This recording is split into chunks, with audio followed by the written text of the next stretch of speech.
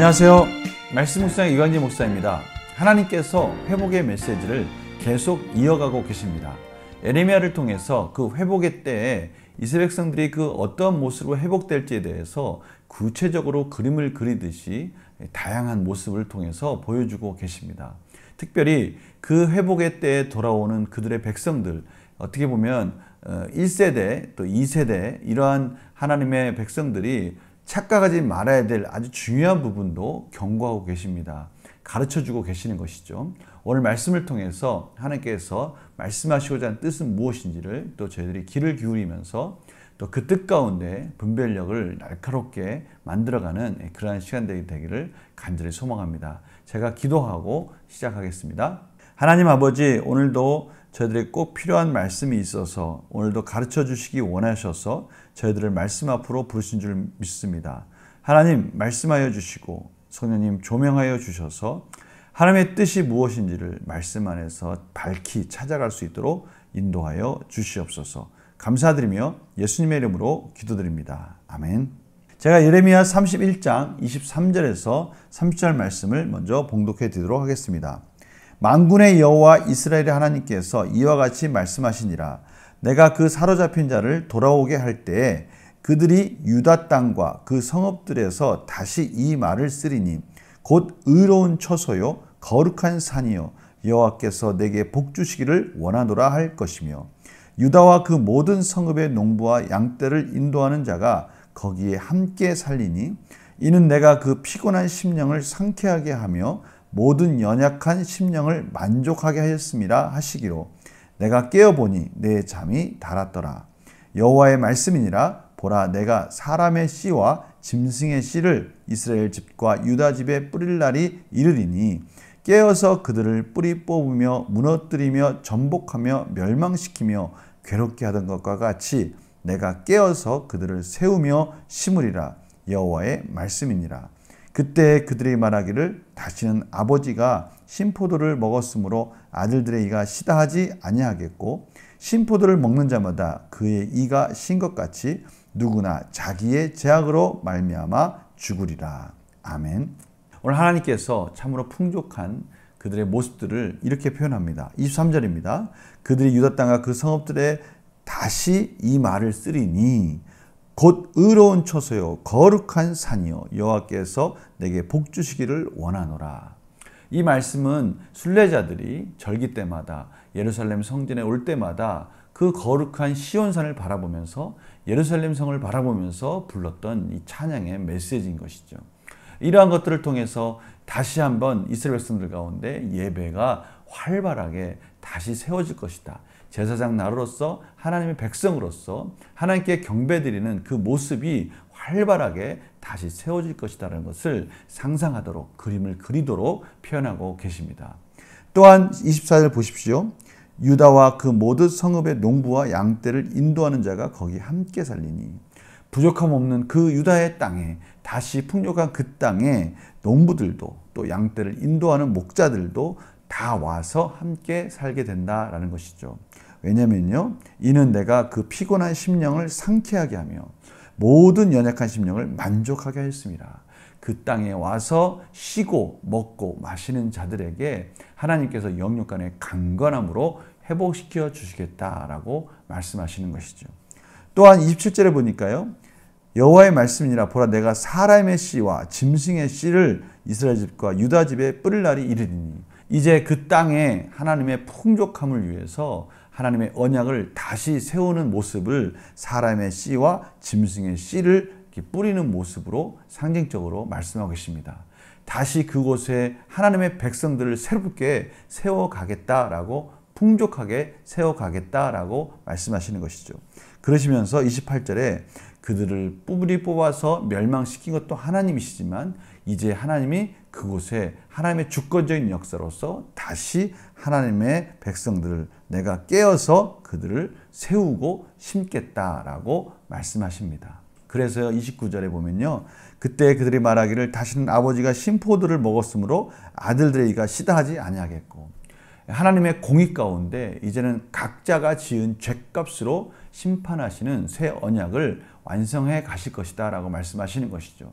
이전에는 이스라엘 백성들이 조상들이 지은 죄가 3, 4대까지 이어진다라는 하나님의 율법 가운데 그들이 핑계할 때도 있었지만 이제는 그런 핑계가 아니라 하나님께서 어떻게 공의 가운데 각자가 각자 지은 죄값으로 심판하시는지를 하나님께서 보여주시겠다라고 말씀하시는 것입니다. 이제 이스라엘 백성들이 핑계치 못한다는 거예요. 하나님은 그러한 이유와 그러한 것들 때문에 자신이 심판받는다라고 말하지 못한다는 겁니다. 하나님의 공의는요, 각자가 지은 죄값에 대한 분명한 심판이라는 것을 다시 한번 말씀하시는 것입니다. 때로는 이스라엘 백성들이요, 이런 부분들을 잘 깨닫지 못해서 그들이 원망하고 불평할 수 있었습니다. 그러나 절대 그들이 죄가 없지만 심판을 받는 것이 아니다라는 것을 말씀하시는 거예요. 하나님의 공의는 분명한 죄값에 대한 심판이라는 것이죠. 그래서요, 저희들은 역으로 이것에 대해서 다니엘과 같이 당시에 이제 70년 포로가 마칠 때 그의 백성들이 해야 될 일은 무엇입니까? 여전히 조상들의 죄도 회개해야 되고 자신들의 죄도 회개함으로 인해서 하나님의 공의 가운데 주시는 이 긍휼하심, 이 자비하심과 인자하심에 대해서 강구하는 것이 바른 자세라는 것을 오늘 말씀하고 계시는 것이죠. 문제를 풀면서 같이 또 보도록 하겠습니다. 하나님께서는 백성의 포로 귀환 때 어떻게 할 것이라고 말씀하십니까? 24절, 25절입니다. 피곤한 심령을 상쾌하게 하고 모든 연약한 심령을 만족하게 함으로 농부와 목자들이 그 유다의 땅으로 몰려올 것이다 라고 같이 머무르면서 풍족함 속에서 살 것이다 라고 말씀하고 계십니다. 두 번째 문제 볼까요? 당시 백성은 자신들의 포로 생활을 어떤 속담으로 표현했습니까? 아버지가 신포도주를 먹어서 아들의 이가 쉬었다라고 그렇게 그들이 표현했다는 것이죠. 마치 자신들은 죄가 없고 조상들의 죄값으로 자신들이 이 바벨론으로 와서 포로로 살게 되어서 자신들도 어쩔 수 없이 그렇게 살게 되었다라고 말하는 것입니다. 그런데 이것은 너무나 큰 착각인 거죠. 연구와 묵상지를 볼까요? 이스라엘과 유다 백성이 포로 생활의 속담을 다시 말하지 않게 된 이유는 무엇입니까? 하나님은요, 공의 가운데 그 죄값을 심판하는 것입니다. 그들이 어찌 감히 죄가 없다고 말할 수 있습니까? 그들의 징계가 어찌 억울하다고 말할 수 있겠습니까? 하나님께서 분명히 말씀하시죠. 이제는 아버지가 신포도를 먹었다고 해서 아들이 이가 시다라고 말하지 못한다는 것이죠. 하나님의 공의는 분명합니다. 모두가 각자의 죄값을 감당하는 것이죠.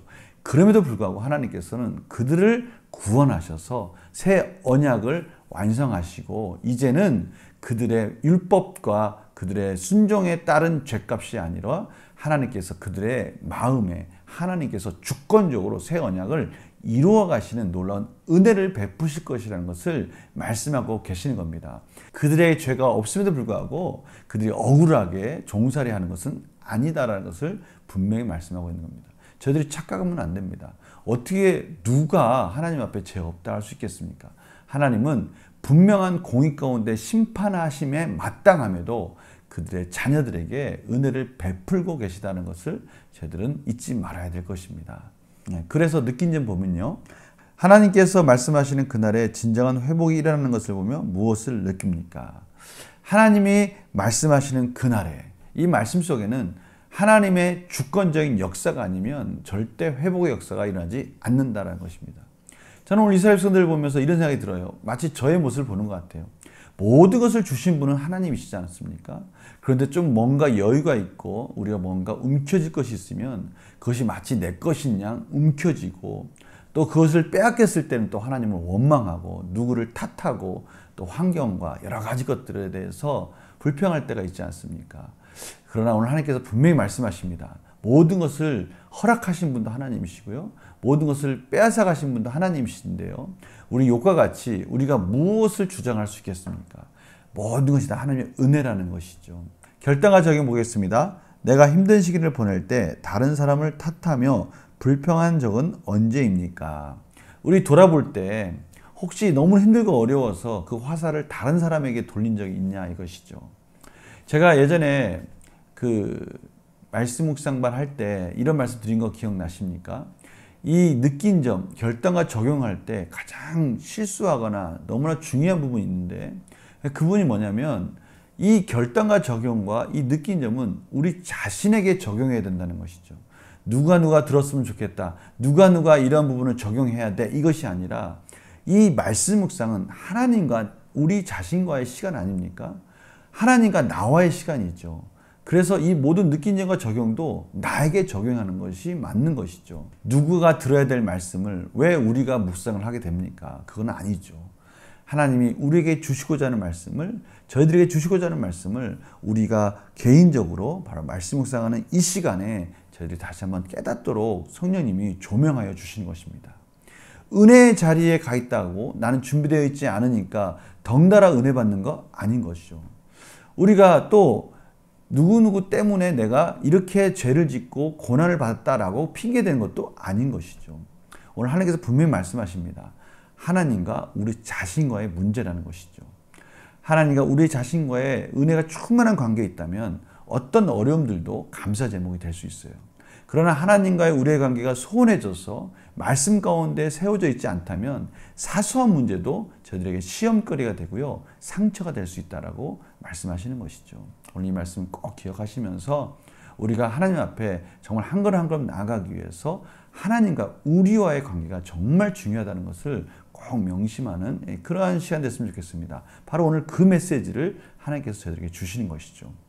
하나님 앞에서 참된 회복을 누리기 위해 내가 바꿔야 할 삶의 태도는 무엇입니까?